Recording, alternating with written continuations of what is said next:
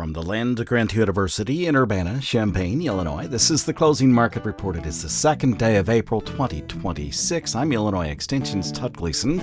Coming up, we'll talk about the commodity markets with Matt Bennett. He's at agmarket.net. We'll hear a new song called Iron Track Run. It's a collaboration between myself and artificial intelligence. And then we'll turn our attention to next week's April 7 webinar that the PCM crew, Gary Schnitke and Laura Gentry, will put on. You can attend that, by the way, by registering for free at farmdocdaily.illinois.edu. And we'll close out our time together, of course, by discussing the weather forecast today with Mike Tannura. He's at T-Storm Weather in Naperville, Illinois, all on this Thursday edition of the Closing Market Report from Illinois Public Media. It is public radio for the farming world online on demand at WILLAG.org. Todd Gleason services are made available to WILL by University of Illinois Extension. Just a reminder that this is the last trading day of the week as the CME Group will observe the Easter holiday tomorrow, and the markets will trade again for the Monday sessions. May corn for this Thursday and the final trading day of the week at $4.52 1/4, settled 2 cents lower. July at $4.63 1/4, down a penny and 3/4. And December unchanged today, $4.81 1/4. May beans $11.63 1/2, down a nickel. July 4 1/2 lower at $11.80, and November soybeans at $11.54, down a penny and 1/2. Bean meal futures $3 lower at $3.1520. The bean oil at $68.94, $1.83 higher for the day. Wheat futures in the soft red, July at $6.09 1/2, 3/4 cent higher, and the hard red at $6.31 finished 2 3/4 cent higher for the day. Taking a look at some of the other markets, live cattle futures in Chicago finished at $246.32 1/2, $1.97 1/2 higher. Feeders up $2.62 1/2 for 100 pounds. They're trading $370.62 1/2, and lean hogs 70 cents lower at $104.47 1/2. Crude oil for the day on West Texas, that's WTI at $112, up $11.84 after the president's address last night, and the crude oil Brent at $108.75, $7.59 higher. The wholesale price of gasoline, 18.5 cents higher at $3.27.7. Now joining us to take a look at the marketplace and talk about these numbers is Matt Bennett. He is at agmarket.net. Good afternoon to you, Matt. Thank you so much for being with us. Let's talk about that crude oil spread, because usually the WTI does not outpace the Brent. What happened there today? Do you know? Yeah, I mean, it's tough to say. I mean, there's no doubt that you've had a lot of disparity there. In fact, a lot of energy prices around the world, you've seen disparity. But bottom line, as far as the spread between the two, I don't have a great explanation for it. I feel like this week you've seen, a little more strength than what you would think whenever there was a lot of talk about scaling down. But we've actually seen WTI kind of lagging recently, so energy prices around the world and other places actually were a little more impressive than what we saw. So quite an interesting trade here. I thought it was very interesting the difference with corn actually not being able to follow along. I mean, typically whenever you see energy prices that strong, especially recently, you've seen corn kind of follow along. It tried to at the start, but I think there was probably just too much hedge pressure here today. Yeah, so where did that hedge pressure come, in your opinion? Is that old crop sales moving into the marketplace? And we probably should explain that it follows along because ethanol is a component of gasoline supply, and the WTI is the primary source where we trade or track what the price of the base price of crude oil in the United States might be. So why is it, again, that corn wasn't able to follow along, in your opinion? Yeah, and you make a good point. I mean, since the ethanol phase, if you will, started 20-some years ago, I mean, basically we've seen crude and corn get to about a 15.5 to 1 ratio is where it likes to kind of reside. And of course, we're a long ways from that right now with crude vastly outpacing corn. But, I would assume that it was hedge pressure on old crop. When you looked at the overnight market, and you were trading 4, 5, 6 cents higher at one time. And I've got to think there was a fair amount of offers that got filled. You started the day session, it just flat out couldn't maintain anything. You were trying to trade up 3, 4 cents there at the start, and then the next thing you know, we were lower on the day. And so I've got to think that there was a fair amount of growers that after they saw the numbers on Tuesday, we're a little bit concerned that this thing's going to fall apart, especially with talk that the war might be dying down. While most people would want to see that, they understand what the relationship would be between corn and crude oil prices. So I think that some of those growers probably felt like, hey, this is another chance to get some corn sold, and a fair amount of it hit the market here today. There was also weakness in the soybeans. This continues after the buy the rumor, sell the fact event last week for the renewable volume obligations that dramatically increased what will and should be crushed this second half of this year and into next year for bean oil and to biomass-based fuels. Why do you suppose it is not following along upward? Yeah, I mean, the thing with soybeans, that you've got this massive crop in South America, and it just continues to hang over the head of the market. I've got to think whenever Tuesday rolled around, we saw wheat acres so much lower. It certainly was supportive, really, towards corn and soybeans. Bean acres a little bit lower than what people thought, but at the same time, it sure looks like disappearance wasn't quite as good as what the trade was expecting. So you've got to expect whenever we come out here with the WASDE report next week, probably a decent chance, that you'll actually increase the carryout a little bit. I mean, exports have certainly lagged. Crush is fantastic, but I just don't think there's a whole lot of upward more momentum, if you will, for crush to increase, given the fact that, we're running pretty much on all cylinders right now. So build out of the crush industry is going to take a little bit of time. Each month we posted new records, but I think that getting above and beyond some of those levels is going to be really hard to do. And a quick 35 to 40 seconds on livestock cattle in particular. Well, what you've seen here over the last several days, I mean, we've been up, I believe, about 6 sessions in a row, and at the same time, of course, the corn market kind of had fallen off just somewhat. And I've got to think that correlation was, actually pretty strong. I mean, typically, especially feeders are going to go higher whenever feed costs move a little bit lower. I mean, we know the demand story. It's an old story. Funds appear that they want to continue to stay in this long position, which they've been on forever. So you got to be wary there if, at some point they lose interest. Okay, thank you much. I appreciate it. Absolutely. Thank you. That's Matt Bennett. He is with agmarket.net. Joined us on this Thursday edition of the Closing Market Report. It is the last trading day of the week as the CME Group will observe the Easter holiday tomorrow. Matt, by the way, will be back for our Commodity Week program recorded later today and posted to our website at willag.org tonight. Up next, something completely different, and I mean really just different. I'm a techie. If you walk into my house and if you ask it to do something, it probably will. It'll turn on lights and adjust the thermostats in most rooms just by voice, but in those same rooms you can simply flip the light switch or adjust the thermostat manually. Either way, it just works. It's all about ease of use and efficiency and just how technology can be deployed. At work, I've done the same thing over the decades as well. For instance, in 1994, I transitioned my radio studio from analog, meaning using tape, to digital, meaning using a computer, and that was a tough one. I had to learn a whole new operating system. I went from a PC to a Mac. I looked at that Macintosh, by the way, for about 4 months before I had the nerve to put it in the studio. So on a Friday afternoon, I ripped every piece of analog equipment out of that studio to force myself to use it digitally. It took about 3 months, just 3 months, to become more efficient at using the computer to produce audio and radio stories than I had been using analog equipment.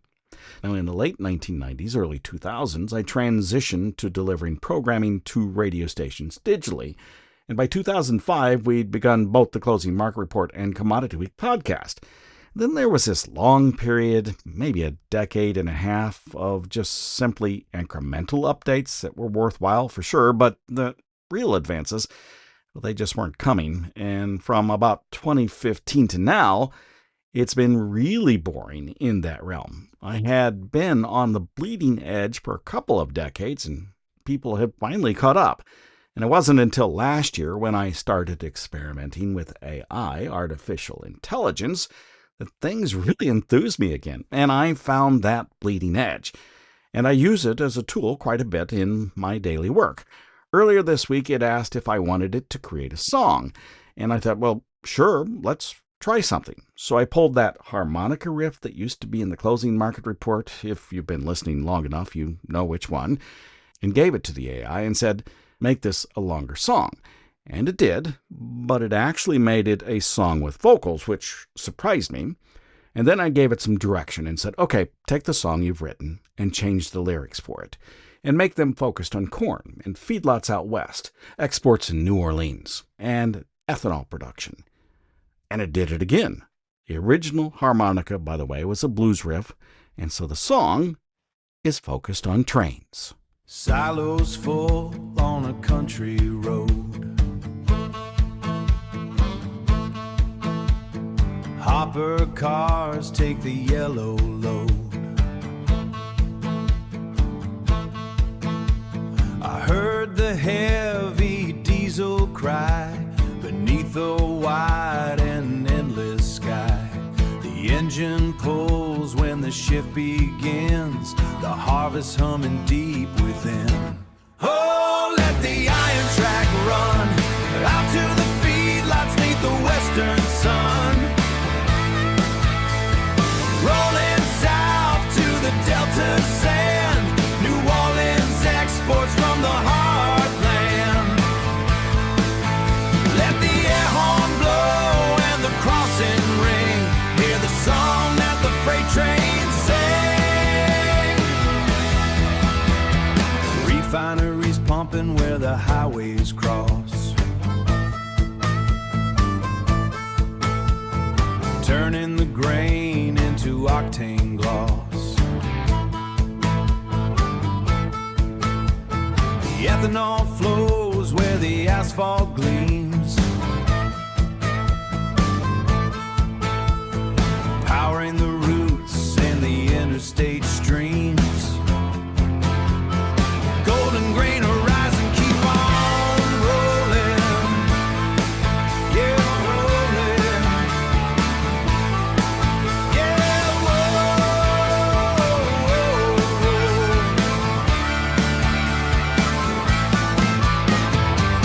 The name of the song is Iron Track Run. It's a collaboration between myself and artificial intelligence. One of the directions I had given it for the lyrics included the word refinery, and it took me a bit to get it to pronounce that word correctly. It wanted to pronounce it refinery.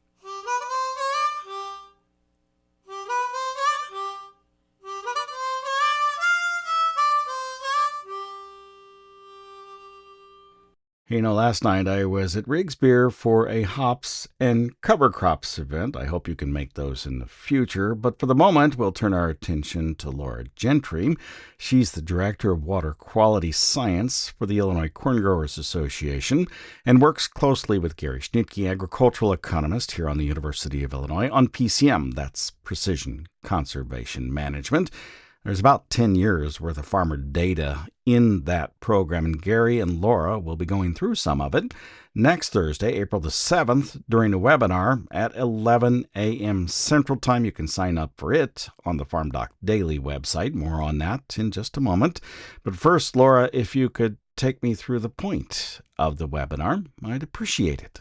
So we are going to be looking at the way that in the PCM program, we see farmers using practices year after year. And the question was, do farmers do things differently year after year on the same fields? Do they do things differently within the field. How much variability is there in farmer practices is a question that we wanted to get at, because it really helps us to better understand how we can help farmers use conservation practices, and how we can suggestions we can make that are more realistic for them. My gut feeling tells me no, but you tell me what the data tells you. You are right. There is not as much variability as we had thought. There's a ton of variability between farmers. So much. Farmers from one to the next, whether they're very close to one another, whether their systems are very similar, doesn't matter. They do things very differently, but each individual farmer does not change things very much from year to year. It's like they get their system worked out, it works well for them, and there's a lot of consistency from year to year. Is that consistency good or bad? Do you draw any conclusions? What it means is that when you ask a farmer to do something differently, you better have a good reason to ask them to do it. You better be able to prove to them that it's could be a good management change for them. And asking them, we do this all the time. We say, well, just do it on one field. Just try this on one field. For especially nitrogen management, that is a very unlikely thing. It seems they aren't very likely to do that. What are they likely to do? Have you pegged that? They will look at cover crops from field to field. They will, where we might not say, try this on one field for nitrogen management, we could say it for cover crops, and they would be more likely to try that. Also with tillage, they may consider doing tillage differently on a single field. That is not as likely as cover crops, though. I suspect that we'll have a whole lot more in an hour than we do in 4 minutes. What will you cover?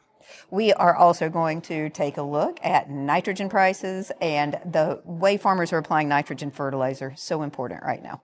Thank you much, Laura. Thank you, Todd. Laura Gentry is a water quality specialist. She's with the Illinois Corn Growers Association. You may join Laura and Gary Schnittke for the webinar on the 7th day of April. That's next Thursday at 11 a.m. Central Time. Visit the FarmDoc Daily website to find a way to register. It is absolutely free. farmdocdaily.illinois.edu. Then look under webinars and events and upcoming.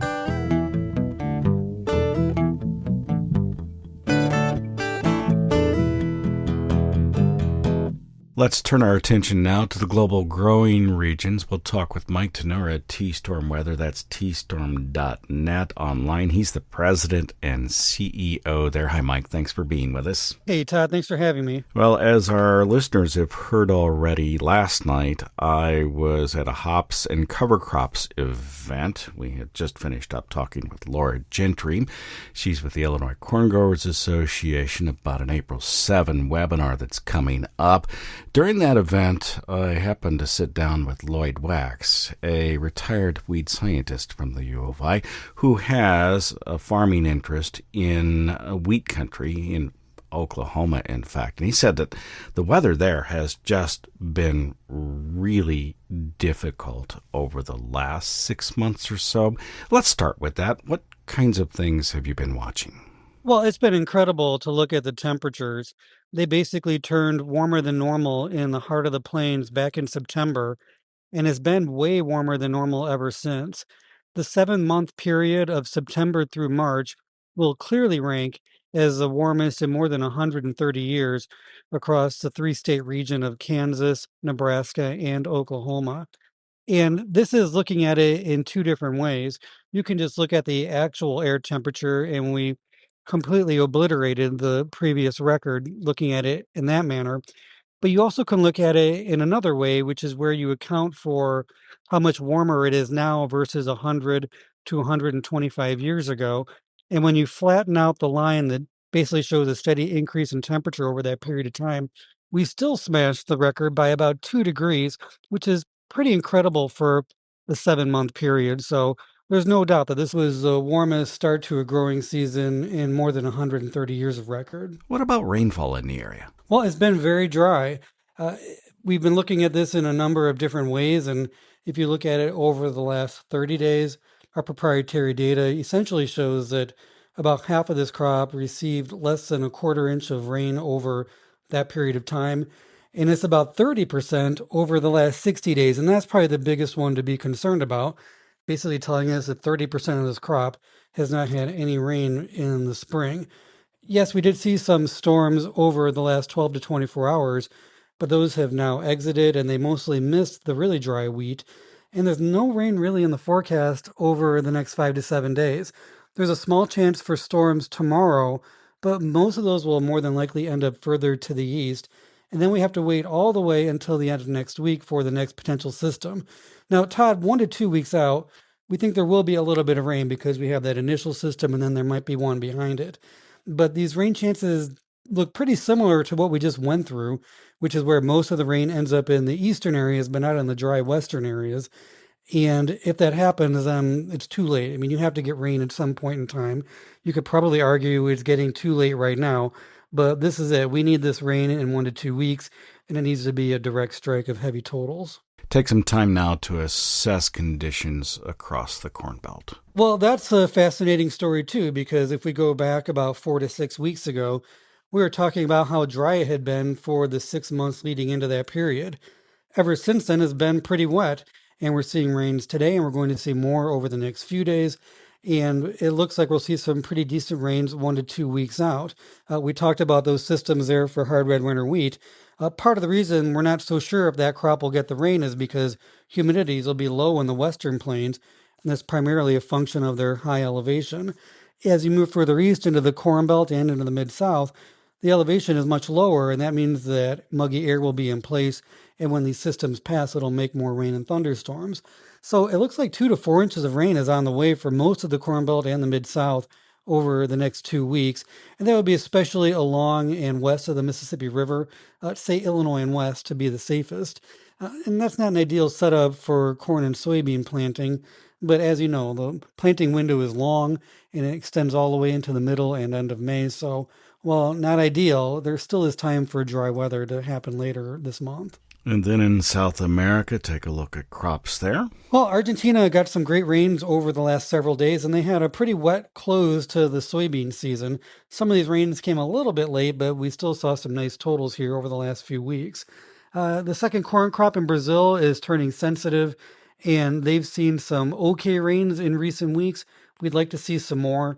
Some cool fronts are going to keep on moving through Brazil, and because of that, we think that near normal totals are likely through the middle of the month.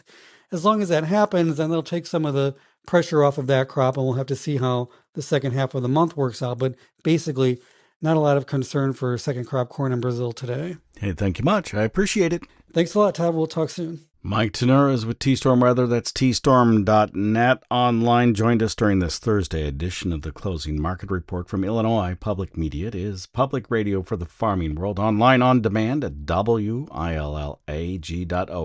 That's willag.org. Where later this afternoon, if you visit the website, you'll be able to find our Commodity Week. That's after 6 p.m. tonight. Our panelists this week will include Matt Bennett, Chip Nellinger, and Mike Zuzlo. You'll hear that program tomorrow during the Closing Market Report slot.